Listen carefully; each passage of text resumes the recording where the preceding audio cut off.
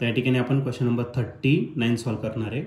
4 identical condenser are connected in parallel and then in series. 4 identical capacitor दिलेले आहे, तर प्रत्येकाची व्हॅल्यू सेम आहे. आयडेंटिकलचा अर्थ पहिल्यांदा पॅरलल कनेक्ट करायचं आणि नंतर सिरीजमध्ये.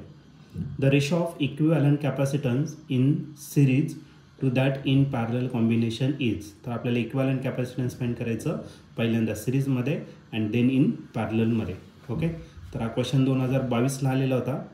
याच्या 4 ऑप्शनपैकी पहिलं जे ऑप्शन आहे ए, ते आहे 16:1, बी ऑप्शन आहे 4:1, सी ऑप्शन आहे 1:4 आणि लास्ट डी ऑप्शन आहे 1:16. तर या 4 ऑप्शनपैकी या क्वेश्चनचं करेक्ट आन्सर काय असणार आहे. चला तर याला सॉल्व करूया आणि मग डिसाईड करूया. तर या क्वेश्चनमध्ये आपल्याला 4 आयडेंटिकल कंडेन्सर दिलेले आहे. ओके, प्रत्येकाची कॅपॅसिटी सेम असेल आयडेंटिकलचा अर्थ, आणि ते पॅरललमध्ये कनेक्ट करायचं आणि नंतर सिरीजमध्ये ते 4 कॅपॅसिटर. तर आपल्याला रेशिओ फाइंड करायचा इक्विव्हॅलंट कॅपॅसिटन्स पहिले series to that of the parallel. तर आपल्याला जे फाइंड करायचं ते राईट करून घेतो. मग आपल्याला CS डिवायडेड बाय काय करायचा CP. ओके, त्याच्या 4 कॅपॅसिटर आहे C1, C2, C3 आणि C4. या प्रत्येकाची व्हॅल्यू सेम आहे आणि ती किती आहे तर C इतकी आहे. आता पहिले सिरीजमध्ये घेऊन टाकू. If capacitors are connected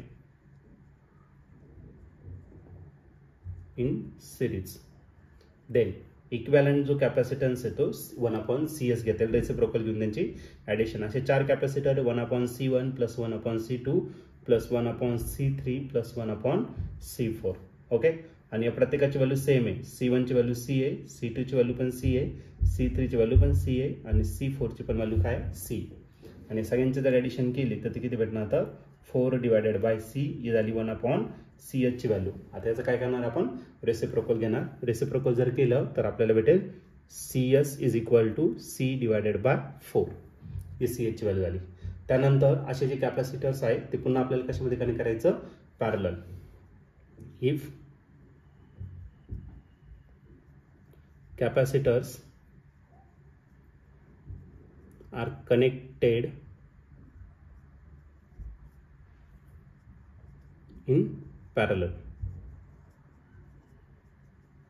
then capacitor कसे कनेक्ट करायचे पॅरललमध्ये. पॅरललमध्ये जर केलं तर सगळ्यांची डायरेक्टली काय होणार ॲडिशन. C1 + C2 + C3 आणि लास्टचा किती C4.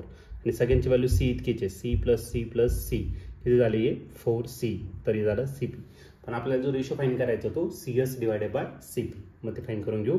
CS त्याला डिवाइड करायचं CP आणि या CS ची व्हॅल्यू किती आहे C डिवायडेड बाय 4 आणि या CP ची व्हॅल्यू किती आहे तर CP ची व्हॅल्यू आहे 4C. ओके, आता नेक्स्ट केसमध्ये हा C आणि C काय झाला कॅन्सल. मग आपला जो CS डिवायडेड बाय CP राहणार आहे तो किती भेटेल 1 डिवायडेड बाय 4 × 4. 4 4चा किती झाला 16 म्हणजे 1/16. मग CS डिवायडेड बाय CP याचा जो रेशो असणार तो 1/16 असणार म्हणजे 1:16. आणि या ठिकाणी ऑप्शन जर बघितलं तर ऑप्शन नंबर D जो आहे तो या क्वेश्चनशी करेक्टली मॅच खातोय. मग या क्वेश्चनचं जे ऑप्शन असणार ते ऑप्शन D असेल. आणि ऑप्शन D म्हणजेच काय 1/16 1:16 या क्वेश्चनचं आन्सर असेल.